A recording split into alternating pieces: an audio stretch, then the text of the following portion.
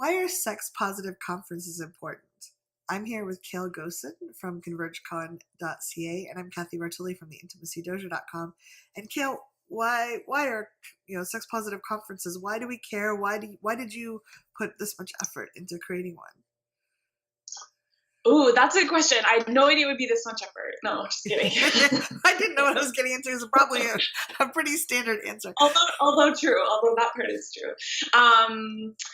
Yeah, well, I think, for me, I just never knew such things existed. And like the sex positive conferences didn't really exist, at least in Vancouver or on the west coast of Canada when we started doing ours. As far as I know, this is really the only thing of its kind in Canada. But yeah, I remember, I know you were talking to Wendy a little bit about the like origin of Converge story. For me, it sort of started, this is funny. So I saw a post by a friend about Tristan Taormino years ago, and she posted something about feminist porn. Yeah. And I was like, what is feminist porn? And all these things in my head just went like, yeah. And I just thought that was amazing. And that sort of took me down this rabbit hole of like sexuality and talking about sexuality being like a feminist act and being positive and being political and, around pleasure. And I just like, for me, when I want to learn about something, I start reading. So I just read and read and read. I go to the library every week. And so I've read a lot. I probably read more about feminist porn than I've actually watched it, just because that's how my brain gets off. But yeah, and I just started really having the belief that if people could talk about this to each other openly and freely in a way that I never had before, I seriously think it could change the world. Like, I don't know how to say it without sounding like a little maybe overzealous about it, but I don't know if you could start in your personal life and communicate on that basic level about what you need with your partner and then the people around you, and you could feel more fulfilled and satisfied. I just feel like that will like spiral out into the world. You're right? A little less grumpy because you got laid and had a great time, and you're friendly to your boss and your coworkers, and they're a little more friendly and happy and we're role modeling. I agree. Yeah.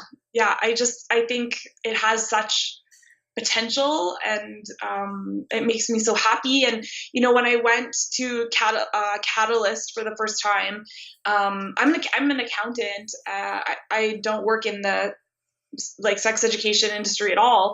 And I remember when I was there, I was almost embarrassed because everyone would be like, oh, I'm a author, I'm a blogger, I'm a sex worker, I do this. And I was like, I'm an accountant, like, because I wanted to be like involved in all these cool things these people were doing. And direct sex education isn't really my path, but I'm an organizer and I say herding rabbits because I feel like that's even harder than herding cats. Herding rabbits is it depends on what they're after, I guess. No, yeah, I love Catalyst has been a lot of fun. It was the first sex positive conference I went to, and it was mind blowing because I'm a PhD engineer and I thought I was pretty smart around these things, and there was so much I did. Like you said, like this word or a concept can just like blow your mind. It's like I couldn't even use words for my my genitals. I would say down there, and like. I mean, I was in my 40s at the time. I'm like, wait, how can I not be able to use these words? How can I not know about clitoral legs and things like that? So I love that you're bringing together. I've spoken to a whole bunch of them doing these interviews, and they are so amazing, like mind-blowingly smart and thoughtful. And it's not like, oh, I think I'll go talk on this and I'm going to spend a few minutes researching it. Their lives are invested in it, and they're so passionate and so like informed, and it was really delightful to talk to them. Oh, so many good people.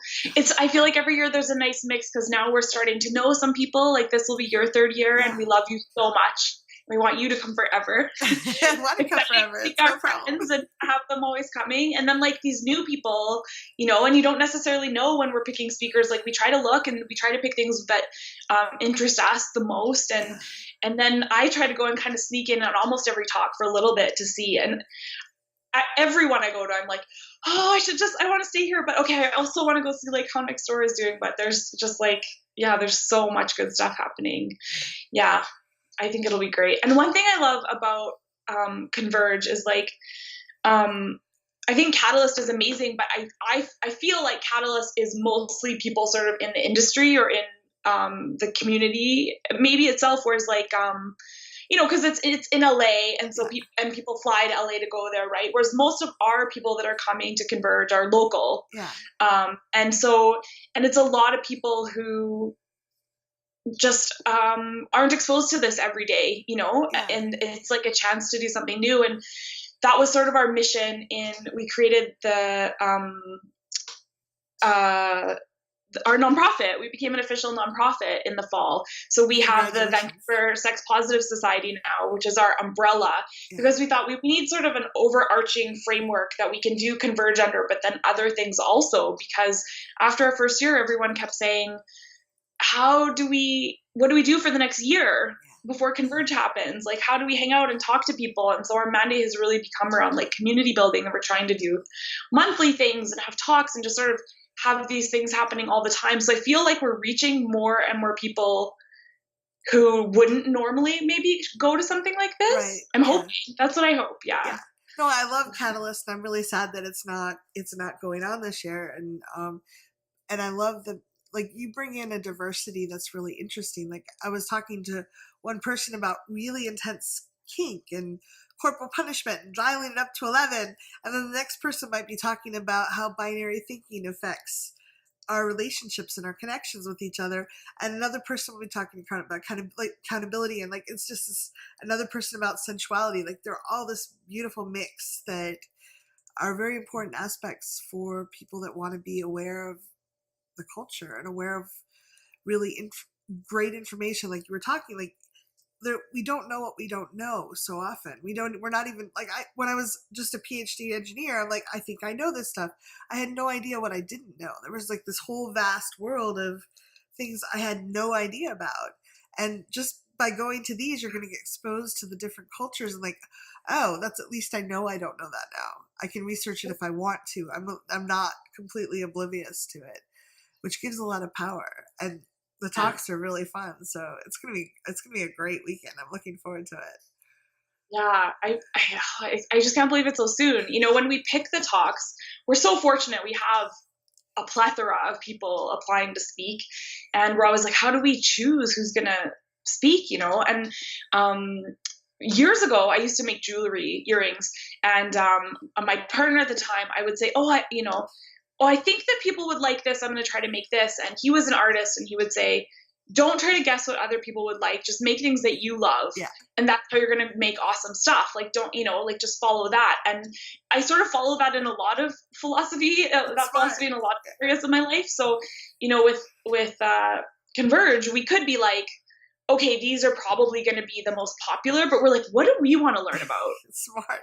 Also, because like, yeah, we put in all this work. We want to learn what we want to learn about. But like, I think that's like a good sort of beacon to follow when we pick people, because that's the best we can do. Find out things we're interested in. And I think we have a pretty good selection of things. Everyone will find something they're interested in. So yeah, no, I'm very excited about it. So it's next week. If you're watching this and you have questions or you want to get tickets, I gotta go. I'll put the link below so you can click on it and get your tickets. And Kale, it's just I know this is a huge labor of love for you and Diane and Wendy, and I just so appreciate you make this environment that's so warm and friendly and just easy for someone coming in off the street or someone who's been doing the conference circuit for years. So yeah, I want to thank you for doing that. It's very valuable. Oh, thanks, Cathy. I want to thank you. You're amazing.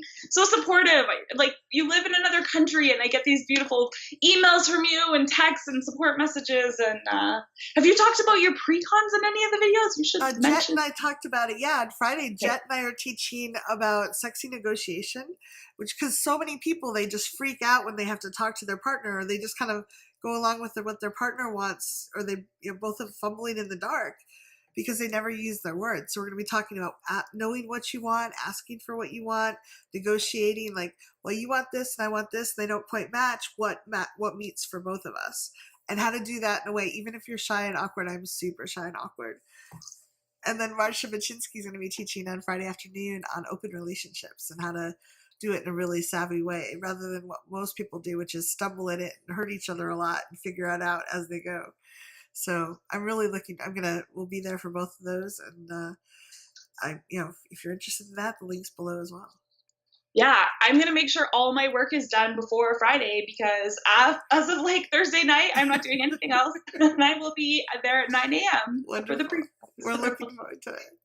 Yeah, thanks so much for joining me, Kale. I know you're super swamped, and I appreciate you taking the time to come talk to me about this. Thanks, Cathy. Yeah. Oh, wait, I have something for Victor. Oh.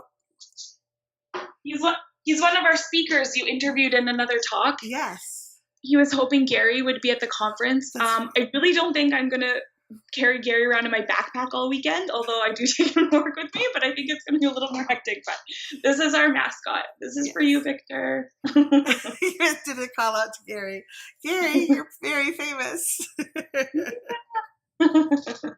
Thanks very much, Kale, and thank you, Gary, for your guest appearance. Thanks, Cathy.